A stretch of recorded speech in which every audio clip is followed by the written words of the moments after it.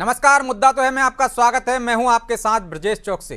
आज मुद्दा है यूसीसी पर लड़ाई हिंदू मुस्लिम पर आई। जी हां, मध्य प्रदेश में यूसीसी को लेकर सियासत अपने चरम पर पहुंच गई है। दरअसल सरकार ने इस दिशा में हाई पावर कमेटी बनाकर बड़ा संकेत दिया है, लेकिन इसके साथ ही राजनीतिक बयानबाजी भी तेज हो गई है। एक तरफ बीजेपी इसे सामाजिक समानता की दिशा में जरूरी कदम बता रही है, वहीं कांग्रेस इसे समाज को बांटने की कोशिश करार दे रही है। कांग्रेस का आरोप है कि एक वर्ग को टारगेट किया जा रहा है। कुल मिलाकर यूसीसी पर छिड़ी लड़ाई अब हिंदू मुस्लिम पर आती दिख रही है, जिसकी वजह से कई सवाल खड़े हो रहे हैं। उन सवालों को भी हम उठाएंगे, लेकिन पहले देखिए रिपोर्ट।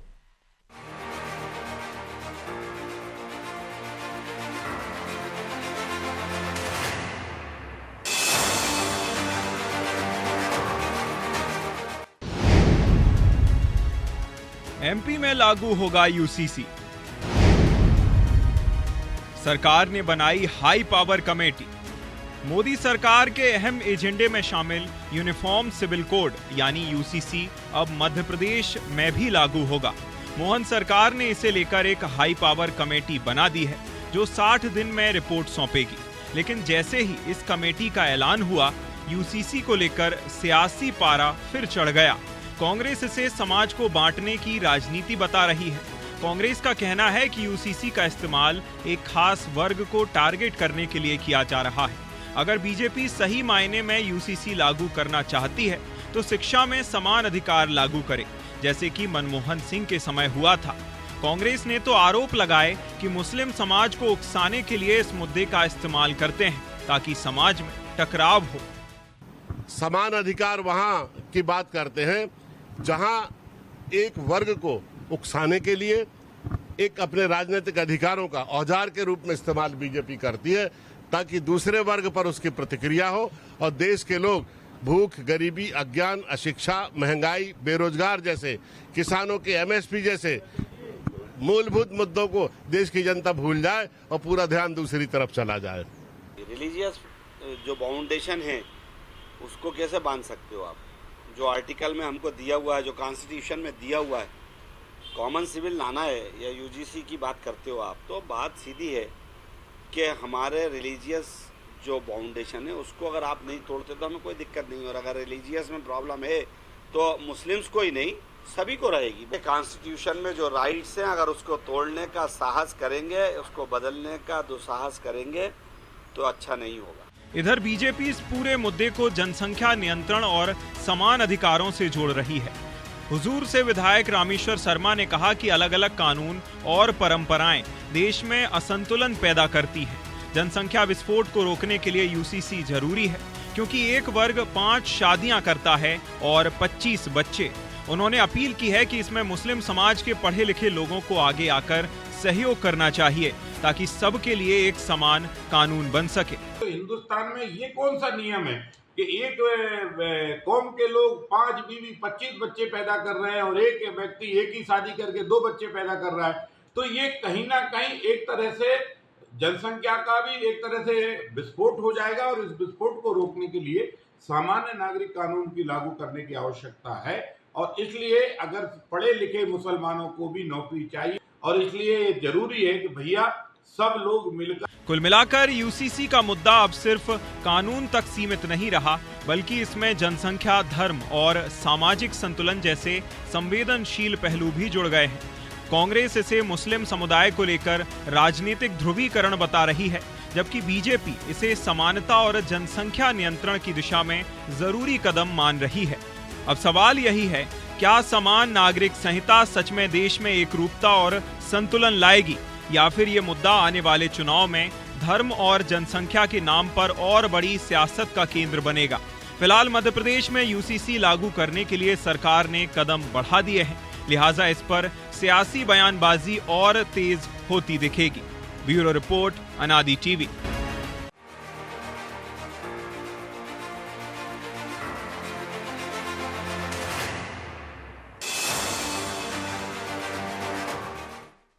इस मुद्दे पर चर्चा शुरू करें उससे पहले वो सवाल जो जरूरी है। पहला सवाल, कांग्रेस को क्यों ऐसा लग रहा है कि यूसीसी के बहाने एक वर्ग को टारगेट किया जा रहा है? दूसरा सवाल, यूसीसी को 5 शादी और 25 बच्चों से जोड़कर बीजेपी क्या साबित करना चाहती है? तीसरा सवाल, कौन इस मुद्दे को राजनीतिक फायदे के लिए इस्तेमाल कर रहा है?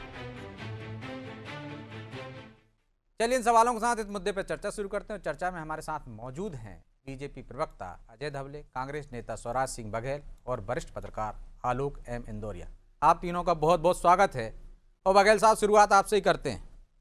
कांग्रेस को क्यों लग रहा है कि यूसीसी से एक वर्ग को टारगेट करने की कोशिश की जा रही है?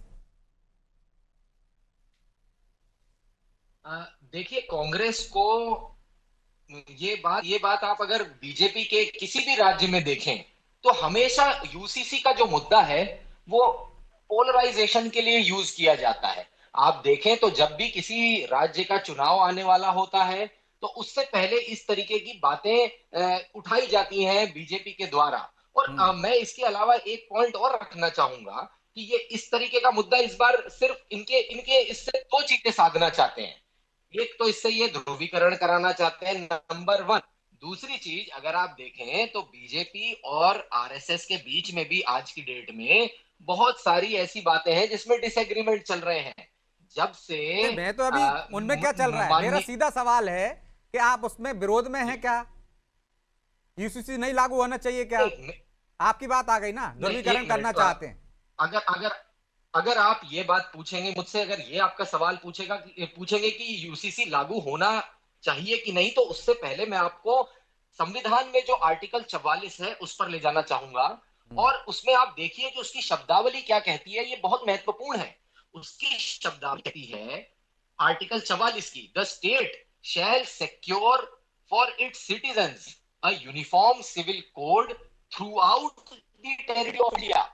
इसका मतलब ये हुआ कि जब भी यूसीसी की परिकल्पना की गई संविधान के निर्माताओं द्वारा, तो उन्होंने इसे विषय माना, यानी संसद का विषय माना, और ये माना कि ये पूरे देश में एक साथ लगाया जाएगा, तभी इसका नाम यूनिफॉर्म सिविल कोड है। अब ये तो इस मतलब तरीके से पीस मील पूरे देश में लागू होगा तो आपको आपत्ति नहीं है, राज्य में लागू होगा तो आपको आपत्ति है? नहीं, राज्यों में तो लागू होगा, ये आपत्ति तो हमको है ही है, क्योंकि राज्यों के पास तो ये ताकत ही नहीं है, संविधान ये कहता है। और क्योंकि मैंने बताया ना आपको कि through out the territory of India, आपने गोवा में खत्म कर देते जब आपकी सरकार थी।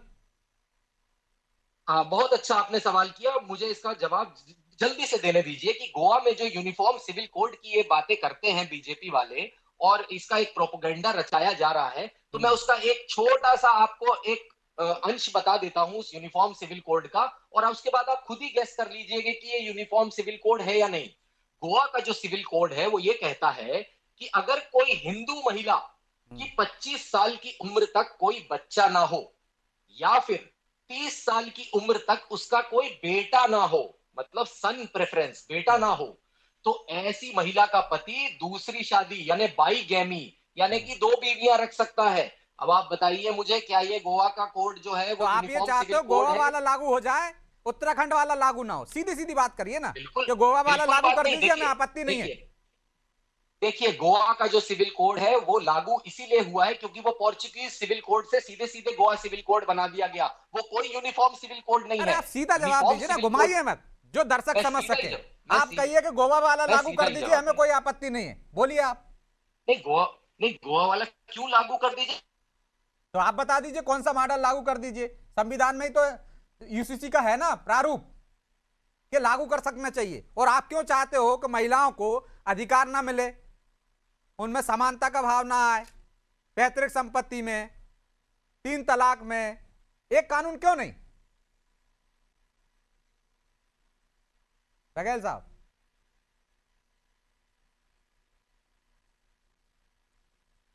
बघेल साहब सुन पाए आप मुझे? नहीं, आपकी आवाज बीच में ठीक है, मैं सीधा सीधा पूछ लेता हूं, क्या आप चाहते हैं कि बहुविवाह की प्रथा एक वर्ग में जारी रहे, समानता का अधिकार ना मिले उनको, संपत्ति में हक ना मिले? देखिए, बहुविवाह की जो परंपरा की आप बात कर रहे हैं वो केवल एक विशेष वर्ग में नहीं है, कई सारे शेड्यूल्ड ट्राइब यानी अनुसूचित जनजातियां फॉलो करती हैं। जैसे तो भैया मैं फिर पुराने सवाल पे आ जाता हूं, क्या आप चाहते हैं गोवा वाला मॉडल लागू हो, सबके साथ समान रूप से हो, हमें आपत्ति नहीं, ऐसा कहिए ना आप। नहीं, तो गोवा वाला मॉडल सामान्य रूप का मॉडल ही नहीं है सर। मैं आपसे जो कह तो रहा हूँ आप मॉडल बता दीजिए कि ये लागू करें। मॉडल में ये कह रहा हूं कि उसको किसी कारणवश डायरेक्टिव प्रिंसिपल्स में रखा गया यूनिफॉर्म सिविल कोड को। आज की डेट में मैं मानता हूं कि देश के 72% लोग जो हैं वो साक्षर हैं, लिटरेट हैं, शिक्षित नहीं है। ये यूनिफॉर्म सिविल कोड जो है वो एक मैच्योर डेमोक्रेसी का कानून है।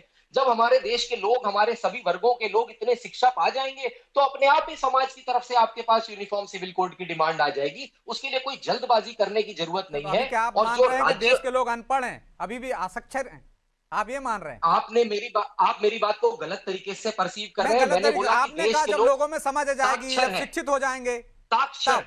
देखिए सुनिए, साक्षर और शिक्षित में फर्क तो होता है, ये बात तो आप भी एडमिट करेंगे। हाँ। साक्षर और शिक्षित में फर्क तो होता अभी है। साक्षर मान रहे हैं आप आज देश की को, शिक्षित नहीं मान रहे?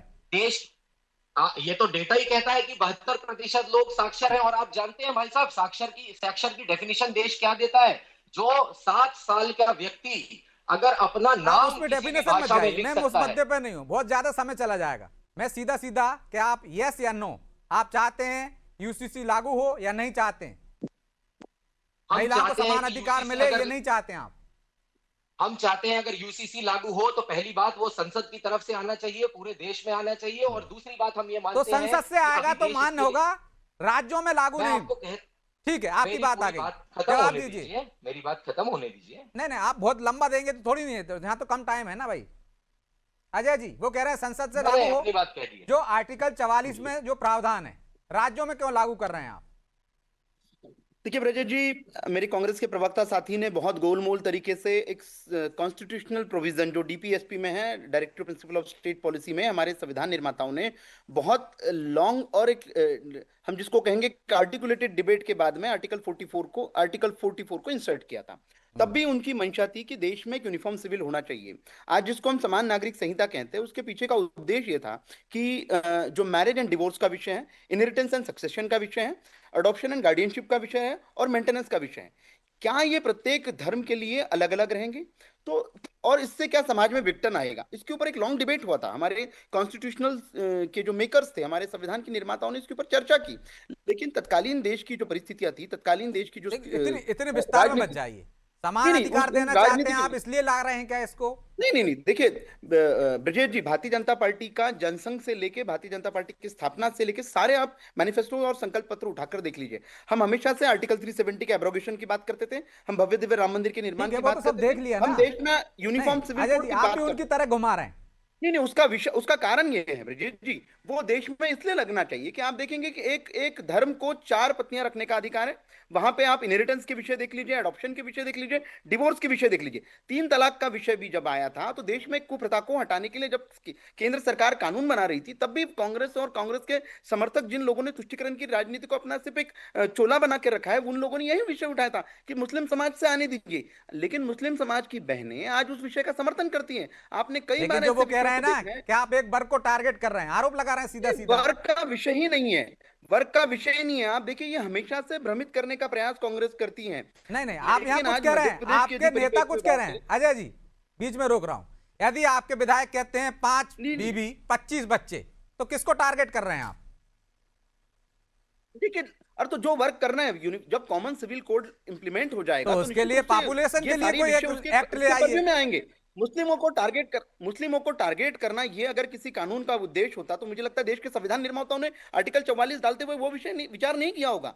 तब भी देश में लेकिन आपके बयानों से तो ऐसा लगता है ना, भले ही वो विचार ना हो। देखिए रियोट्रोटिक पे जाने की जगह मुझे लगता है संविधान के निर्माताओं की मूल भावना, और आज मध्य प्रदेश की यदि परिप्रेक्ष्य में बात करें तो हम मध्य प्रदेश, उत्तराखंड और गुजरात के बाद में वो स्टेट बनने जा रहा है जिसमें निश्चित रूप से संविधान निर्माताओं की भावना का, उनकी मंशा का सम्मान किया जा रहा है। दूसरे तो देश में प्रत्येक आपकी नागरिक को सरकार है समान ना, वो कह अधिकार रहे होने हैं चाहिए। संसद में लाइए आप कानून, पूरे देश में लागू कर देखिए, दीजिए। संसद में भी निश्चित समय काल परिस्थिति अनुसार संसद में भी लाएंगी। भारतीय जनता पार्टी का कमिटमेंट है ब्रिजेश जी, आप इस बात के प्रति आश्वस्त रहिए कि भारतीय जनता पार्टी जो संकल्प लेती है उसको पूरा करेगी। लेकिन उन्होंने एक और आरोप लगाया था, जब चुनाव आते हैं तब आप ऐसी बातें करने लगते हैं। हमारे उत्तराखंड की सरकार ने, अब तो गुजरात में तो कोई चुनाव नहीं था, गुजरात की सरकार ने इंप्लीमेंट कर दिया। उत्तराखंड में तो जब चुनाव नहीं था तब उत्तराखंड आने वाला है। अब गुजरात की कैबिनेट ने, गुजरात की असेंबली ने पास कर दिया कानून, मेरे कांग्रेस के प्रवक्ता साथी की जानकारी के लिए। दूसरा, मध्य प्रदेश के परिप्रेक्ष्य में अभी कमेटी को आदरणीय मुख्यमंत्री जी ने नोटिफाई कर दिया है और ये मध्य प्रदेश के परिप्रेक्ष्य में यदि हम बात करें तो एक राष्ट्र एक विधान की हम जो बात करते हैं निश्चित रूप से ये उस संकल्प की सिद्धि के समान है। दूसरा, हम जो एक बात करते हैं कि समानता का सपना देखा हमारे संविधान निर्माताओं ने था, उस समानता के सपने को यदि उस समानता के सपने को धरातल पर उतारना है तो हमें ये जो तुष्टीकरण की राजनीति इससे बाहर निकलना पड़ेगा। कांग्रेस और अन्य राजनीतिक दलों को अब देश को इस विषय की ओर अग्रसर करने की आवश्यकता है। ठीक है, बघेल जी कुछ कह रहे हैं, छोटा सा जवाब दीजिए, घुमाइए फिराइए मत। नहीं ब्रिजेश जी, मैं बिल्कुल सिंपल और साधारण जवाब दूंगा कि मेरे साथी ने अभी ये बात करी कि अगर संविधान के माताओं में इस पे बहुत बड़ी चर्चा करी, तो आप ये बताइए कि उन्होंने उस समय इसको क्यों नहीं लागू कर दिया? क्योंकि देश परिपक्व नहीं था उस चीज के लिए। एक मैं छोटा सा और मुद्दा इसमें बताना चाहूंगा आपको। देखिए, हमारे जो पर्सनल लॉज हैं, जिसको हम अपने निजी कानून बोलते हैं, उन सबका अगर आप ओरिजिनेशन पॉइंट देखें तो वो रिलीजियस टेक्स्ट से है। यानी मेरा कहने का मतलब है वो धार्मिक किताबों से है। किसी भी धर्म का देख लीजिए, हिंदू धर्म भी अपने जो पर्सनल लॉ है वो धार्मिक किताबों से ट्रेस करता है। जी, हिंदू धर्म के लिए क्या है? जी, देश के बहुसंख्यकों के लिए इस धार्मिक टेक्स्ट को आप मानते हैं? कुछ धर्म हमारे मनुस्मृति से आते हैं, कुछ अन्य रिलीजियस टेक्स्टों से मानते हैं। सुनिए, अब आप मैं कह रहा हूं उसका आप अर्थ समझ जाएंगे अपने आप। इस प्रकार से अगर आप लोगों के धर्मों से आने वाले पर्सनल लॉज के साथ खिलवाड़ करेंगे तो लोगों के दो मौलिक अधिकारों का भी हनन होता है। भैया उसी आर्टिकल 25 संविधान में प्रावधान है ना यूसीसी का। जब आप कह रहे थे तब परिस्थितियां ऐसी थी, तो आज की परिस्थितियां वैसी है क्या? ब्रिजेश जी, मैं उसको क्लैरिफाई चलेगा या संविधान से चलेगा? बीच में बोल रहे हैं मेरे, देखिए ये बीच में बोल रहे हैं मेरे। देखिए सुनिए, अगर जो मौलिक अधिकार हैं वो कभी भी हनन उसका डायरेक्टिव प्रिंसिपल्स के लिए डायरेक्टली नहीं हो सकता। उसके लिए बेसिक स्ट्रक्चर डॉक्ट्रिन जैसी चीजें सुप्रीम कोर्ट ने बनाई है। बघेल जी, साहित्य के अंदाज मत जाइए, ऐसा बोलिए जिससे दर्शक समझ सके। सीधा सीधा सवाल, सीधा सीधा जवाब। मैं साधारण बोलता हूं कि अगर हम आज की डेट में इस तरीके से यूनिफॉर्म सिविल कोड लोगों के ऊपर थोपने की कोशिश करेंगे तो लोगों के मौलिक अधिकारों का हनन होगा। जैसे कि आर्टिकल 25 कहता है कि लोगों और मौलिक अधिकारों का हनन वहां नहीं हो रहा है कि किसी को संपत्ति में अधिकार नहीं मिल रहा है, कोई अलग तरीके से शादियां कर रहा है, वो मौलिक अधिकारों का हनन नहीं हो रहा है। तलाक दे रहा है, वो अधिकार का हनन नहीं है। देखिए, वो आज की डेट में उनके पर्सनल लॉ है और अगर उसमें कोई बुराई है तो उसको ठीक नहीं करना चाहिए क्या बघेल साहब? ब्रिजेश जी, आई एग्री विद यू। मैं ये बस कह रहा हूं कि अगर उसमें कोई कमी है तो संसद के पास ये ताकत है कि वो अलग अलग लेके भी। अरे भाई, राज्यों को भी अधिकार है ना, तभी तो लागू है और लागू हो रहा है। अब आपको मैं एक छोटा सा एग्जांपल देता हूं। नहीं, बहुत लंबा होगा, मैं दूसरे दौर में आता हूं। ठीक है, इंदौरिया जी, एक कह रहा है पक्ष कि एक वर्ग को टारगेट किया जा रहा है, दूसरा पक्ष कह रहा है समानता का अधिकार होना चाहिए। कौन सच कह रहा है ये भी जानूंगा आपसे। और इस मुद्दे को लेकर राजनीति क्यों? देखिए, मेरा ये मानना है कि देश सर्वोपरि होता है और देश से बड़ा कुछ नहीं होता। ये बहुत आश्चर्य का विषय है कि भारत संभवतः उन चंद एकाध देशों में शामिल है जहां बीएनएस और बीएनएसएस के अलावा इस प्रकार के अन्य कानून भी चलते हैं। भाई क्यों? जब देश एक है तो कानून भी एक होना चाहिए, लेकिन हमें इस बात का ध्यान रखना चाहिए कि उस कानून में हमें उन सभी समाजों का, सभी वर्गों का रीति रिवाज, उनकी परंपराओं का एक समावेशी हमारे पास हिसाब किताब होना चाहिए ताकि उसमें किसी को दिक्कत न हो। लेकिन इंदौरिया जी, रीति रिवाज अलग चीज है, कुरीतियां अलग चीज है ना, वो तो ठीक की जानी चाहिए कि नहीं? मैं कुरीतियों की बात नहीं कर रहा हूँ, मैं रीति रिवाज की बात कर रहा हूँ। रीति रिवाज में कुरीति नहीं आती है, लेकिन उसी को रीति रिवाज कहने लगे हैं लोग। कुरीति को ही रीति रिवाज कह रहे हैं, तो क्या करोगे आप? नहीं, कुरीति रीति रिवाज का हिस्सा हो ही नहीं सकती। वो भी आधुनिक इस युग 21वीं सदी की ओर जा रहे हैं और भारत एक बड़ी शक्ति बनने की ओर प्रयासरत है। उस समय इस प्रकार की कल्पनाएं मेरे हिसाब से तो ठीक नहीं है। अब इसमें अहम सवाल यह है कि अभी ड्राफ्ट बनेगा, ड्राफ्ट में लोगों से बातचीत भी होगी, ड्राफ्ट में विभिन्न वर्गों से बातचीत भी की जाएगी। अभी कोई बिल आया तो नहीं है, ड्राफ्ट बना तो नहीं है, तो पहले बातें तो हो जाने दीजिए, चीजें तभी क्लियर हो पाएगी। अभी कोई चीज आई नहीं है और उसके पहले ही हम चिल्लाना शुरू कर दें केवल इसलिए कि हमको उसकी खिलाफत करना है, इसे मैं उचित नहीं मानता। और कोई भी अच्छी चीज जब लागू होती है तो उसके साथ ही विडंबनाएं आती ही हैं। ब्रजेश जी, अब ये बताइए उत्तराखंड में लागू हो गया तो कौन सी वहां कोई दिक्कत हुई क्या? हम्म। किसी भी समुदाय को, किसी भी समाज को कोई दिक्कत हुई क्या? क्या वहां का आपसी सौहार्द कायम नहीं है? क्या वहां दंगा हुआ क्या? बिल्कुल हुआ ठीक क्या है। आ बताइए? रहा हूँ बघेल जी, आ रहा हूँ। यूसीसी आने के बाद ऐसी कौन सी दिक्कत हुई? कोई दिक्कत मेरे ख्याल से तो, मेरे को तो लगता है नहीं हुई। हम्म। तो एक देश एक कानून में दिक्कत क्या है? लेकिन ठीक ये है कि ये समावेशी होना चाहिए। ठीक है, इसको हमें समावेशी करना बिल्कुल, वो ही तो तब पड़ेगा। पता चलेगा जो आपने कहा है कि ड्राफ्ट देखिए, आएगा तब पता चलेगा। लेकिन बघेल साहब अभी तो ड्राफ्ट ही नहीं बना और आपने एक वर्ग को डराने की कोशिश शुरू कर दी है। देखिए, हम किसी वर्ग को ब्रिजेश जी डराने की कोशिश नहीं कर रहे हैं। और जैसा हमारे अभी वरिष्ठ पत्रकार महोदय ने कहा कि उत्तराखंड में आ गया, कौन सा दंगा हुआ, तो बात आप समझ ही नहीं रहे हैं। आप उसके रिपरकशंस की बात कर रहे हैं कि इसके इफेक्ट क्या हुए। मैं तो कह रहा हूं कि एट द आउटसेट ही ये चीज गलत है। राज्यों को तो पास तो ये ताकत ही नहीं है। धवले जी भी इस बात से सहमत हैं कि through out the territory of India लगेगा। तो फिर इसमें राज्यों का तो कहीं से रोल ही नहीं आता। इसका मतलब राज्यों में जो लगाया जा रहा है वो केवल किसी अन्य पॉलिटिकल मोटिव को पूरा करने के लिए लगाया जा रहा है। चाहे तो वो आप सहमत हो जाइए ना, पूरे देश में एक साथ लागू हो जाएगा, कांग्रेस स्टैंड ले ले। पूरे पूरे देश में अगर आएगा तो उस पर अच्छे तरीके से चर्चा होगी। कांग्रेस पार्टी सारे जितने भी वर्ग इससे इंपैक्ट होने वाले हैं उसकी बातें संसद में रखेगी, कायदे से एक चर्चा होगी। तो यहाँ भी तो ड्राफ्ट क्यों आएगा नहीं? ना, हम उसमें क्यों सबको नहीं बात चाहेंगे? रखने का मौका तो दिया अगर- जाएगा। लेकिन एक आप तो मिनट, पहले से ही कहने लगे। ब्रिजेश जी, अगर कांग्रेस पार्टी इसका विरोध में खड़ी होती तो कांग्रेस पार्टी के चलते जो संविधान बना है, रहते जो संविधान देखरेख में बना है, अगर कांग्रेस पार्टी इसकी विरोधी होती तो संविधान में ऐसी चीज को कभी डालती ही नहीं। आप ये सोचिए ना, कांग्रेस की पार्टी तो आज की विरोध देखरेख क्यों में कर रहे हैं संविधान आप? बना। अगर हम भाई इसके अभी विरोध ड्राफ्ट के- आ जाने दीजिए तो ना, हम विरोध- आपत्तियां दर्ज करा दीजिए। आपके एक नेता कह रहे हैं कि यदि देखिए, छेड़छाड़ करने की कोशिश की तो सहन नहीं किया जाएगा, धमकी वाली राज्यों के भाषा पास बोल रहे हैं। तो राज्यों के पास तो ये ताकत ही नहीं है ब्रिजेश जी। जैसा कि तो मैंने फिर अभी अपने उत्तराखंड में वक्तव्य कैसे लागू हो गया? आपकी इस चीज कोर्ट को- चले जाते आप।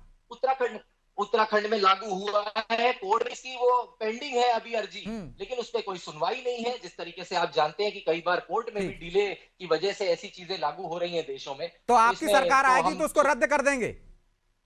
हम सीजीआई को तो नहीं, या सुप्रीम कोर्ट के नहीं नहीं, आपकी सरकार CGI को आएगी तो नहीं बोल रद्द कर सकते कि देंगे आप हमारी जिन बात जिन सुनिए। राज्यों में लागू हो रहा है। नहीं, सीधे जवाब दीजिए पहली ना। बात, राज्यों के पास ये ताकत नहीं है। नहीं है अगर तो आप हमारी रद्द कर सरकार देंगे जो आएगी- उन्होंने गलत तरीके से, आपकी भाषा में गलत तरीके से लागू किया, आप रद्द करेंगे। बिल्कुल गलत तरीके हैं, राज्यों के पास ये ताकत नहीं है। अगर हमारी अरे सरकार सीधा उस जवाब राज्य में दीजिए, आएगी रद्द तो हमें ये करेंगे मान्य क्या? नहीं है। रद्द करेंगे क्या आप आएंगे तो? मैं कह रहा हूं जब वो गैर संवैधानिक है तो रद्द अपने आप हो गया। वो चीज तो है ही नहीं, उसका एग्जिस्टेंस ही घुमा नहीं होना फिरा के चाहिए। क्यों तो कह मैं रहे कह हैं? ही रहा हूं, घुमा फिरा के सीधे नहीं कहिए कह ना, रहा हूं, हाँ बिल्कुल रद्द कर direct देंगे। बात कह रहा हूं ब्रिजेश जी। सीधे कहिए ना, रद्द कर राज्य के देंगे पास जिन्होंने लागू किया तो। ताकत ही है कि वो जी ब्रिजेश जी, बघेल जी, बिल्कुल सीधा हम जवाब इस देने में चीज क्या को दिक्कत है? बिल्कुल किस भी- बात का डर है कि यदि लागू किया तो हम नहीं, रद्द किसी कर बात का डर देंगे? नहीं है। गैर संवैधानिक है तो अपने आप रद्द तो होना ही है अगर हमारी सरकार आएगी। इसमें क्या आप ठीक है। मतलब इसमें तो मुझे लगता नहीं कि आपको मेरा अजय जवाब जी, भी मांगना उनकी चाहिए। सरकार आएगी तो रद्द कर देंगे, गैर मुझे संवैधानिक लगता है। है मेरे कांग्रेस के प्रवक्ता साथी की थोड़ी संविधान की समझ कम है। ब्रिजेश जी, हमारे संविधान में स्टेट लिस्ट, यूनियन लिस्ट और कॉन्करेंट लिस्ट होती है। Marriage and divorce, inheritance and succession, मैंने शुरुआत में ही कहा था कि ये स्टेट के पर्व्यू में आता है। निश्चित रूप से जिन राज्य सरकारों ने ये कानून बनाया है वो संविधान की व्यवस्था के तहत ही बनाए हैं। दूसरा जो सबसे बड़ा विषय है कि एन नंबर ऑफ टाइम देश का सर्वोच्च न्यायालय, चाहे शाहबानो केस 1985 में है, सरला मुद्गल केस 1995 में है, जॉन वलेटम केस 2003 में है, पढ़ बार के बार बोल रहे हैं, है कि अल्लाह ये मुझे बताइए। देश में यूनिफॉर्म सिविल कोड की आवश्यकता है। अब हमें इससे आगे आने की आवश्यकता है। लेटर एंड स्पिरिट में यूनिफॉर्म सिविल कोड इसलिए इंप्लीमेंट होना चाहिए कि शाहबानो के जजमेंट के बाद हमारी मुझे जवाब देश की देने का संसद ने मौका क्या किया था हमने देखा था। तो मुझे लगता है कि मुझे इनकी कांग्रेस को संविधान अब की उससे समझ धर्म को जाति दुरुस्त करता तुष्टिकरण हूं से मैं। हम ऊपर संविधान पे उठकर चर्चा ही नहीं कर रहे हैं, हम तो सिर्फ धर्म जाति यूसीसी पे तुष्टिकरण चर्चा से कर रहे ऊपर हैं। उठकर संविधान की मुद्दा व्याख्या संविधान करने का के लिए है, तो 10 घंटे लग विजय जी। जाएंगे। ठीक है इंदौरिया जी, चलिए नहीं, क्या मैं बहुत अपने संक्षेप अपने में वोट बताऊं। बैंक को साधने के लिए इस तरह के कानून लाने की बात की जाती है? मैं इस बात से सहमत नहीं हूँ। जी, कानून एक अलग चीज है, वोट बैंक एक अलग चीज है, उसको साधना एक अलग चीज है। ये तो तीनों चीजें संदेश अलग तो अलग दोनों ही दे रहे हैं ना अपने अपने वोट बैंक को। हैं। अपनी ये बात सही है कि दोनों अपने अपने वोट बैंक को संदेश दे रहे हैं। अब बीजेपी अगर इसको करती है तो उस पर आरोप लगता है कि पोलराइजेशन होगा, और अगर कांग्रेस इसका समर्थन करती है तो उसको कष्ट है, मुश्किल में जाएगी, और विरोध करती है तो भी उसको दिक्कत है। तो कांग्रेस को तो विरोध करना ही पड़ेगा, क्योंकि कांग्रेस के पास मुस्लिम जो वोट बैंक है, आदिवासी वोट बैंक है, उसके दम पर कांग्रेस मध्य प्रदेश में 2018 में आई। आप समझिए बात को। जी। और 21% आदिवासियों की भी इनको चिंता है, 21% आदिवासियों को भी इनको चिंता है, ठीक। जबकि मुद्दा ये है कि आदिवासी, लेकिन उस ड्राफ्ट में तो आदिवासी बाहर ही रहेंगे। लेकिन इंदौरिया जी, मैं माफी चाहता हूं क्योंकि समय की बाध्यता है, इसलिए बीच में आपको रोक रहा हूं। इस चर्चा को यहीं विराम देना होगा। आप तीनों मेहमानों का बहुत बहुत धन्यवाद। तो अभी तो ड्राफ्ट भी नहीं बना, लेकिन सियासी गलियारों में सियासतदानों ने फैसले भी सुनाना शुरू कर दिए, किसको टारगेट किया जा रहा है, किसको साधा जा रहा है। अभी ड्राफ्ट आ जाने दीजिए, जिसमें कुछ आपत्तियां हैं तो उनका निराकरण करने के लिए चर्चा होगी, आपत्तियों को बुलाया जाएगा, उनका समाधान किया जाएगा। एक राज्य में लागू हो चुका है, क्या वही मॉडल यहाँ पर लाया जाएगा या गोवा का मॉडल यहाँ पर लाया जाएगा, ये तो आने वाला समय बताएगा। लेकिन सियासत जारी है और अपने अपने वोट बैंक को संदेश देने की कोशिश की जा रही है। क्या अब देश नहीं चाहता कि यूसीसी लागू हो, क्योंकि सुप्रीम कोर्ट भी कह चुका है कि अब समय आ गया है। लेकिन कांग्रेस को लगता है कि अभी वो समय आया नहीं, अभी और इंतजार करने की जरूरत है। बहरहाल मुद्दा तो है में इतना ही। मुझे दीजिए इजाजत और आप देखते रहिए अनादि टीवी। नमस्कार।